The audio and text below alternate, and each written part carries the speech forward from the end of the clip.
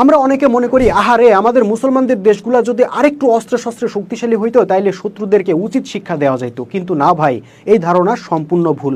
আসল কথা হইলো আমরা সারা বিশ্বের মুসলমানরা যতদিন একজন নেতার অধীনে আল্লাহর সার্বভৌমত্বের ভিত্তিতে ঐক্যবদ্ধ হইতে না পারবো ততদিন আসলে কোনো অস্ত্রের শক্তিতেই কোনো কাজ হবে না। বরং কি হবে জানেন, মুসলমানদের টাকায় কেনা ওই অস্ত্রশস্ত্র দিয়া মুসলমানদেরকেই মারবে। ভাই, ইরাকের সাদ্দাম হোসেনের অস্ত্রপাতি কি কম ছিল? কি লাভ হয়েছে? মুসলমানদেরই রক্ত ঝরছে। সিরিয়ায় বাশার আল আসাদের অস্ত্রপাতি কি কম ছিল? কিন্তু কি লাভ হয়েছে?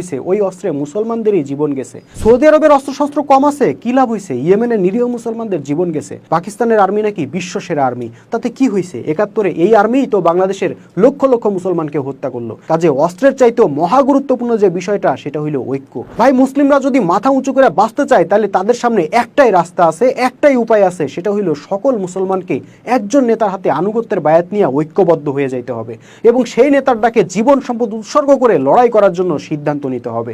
জাতির প্রত্যেক সদস্যকে শপথ নিতে হবে আমরা বাঁচলে লড়াই করে বাঁচবো, মরলে লড়াই করে মরবো, কিন্তু উদ্বাস্তু শিবিরে যাব না।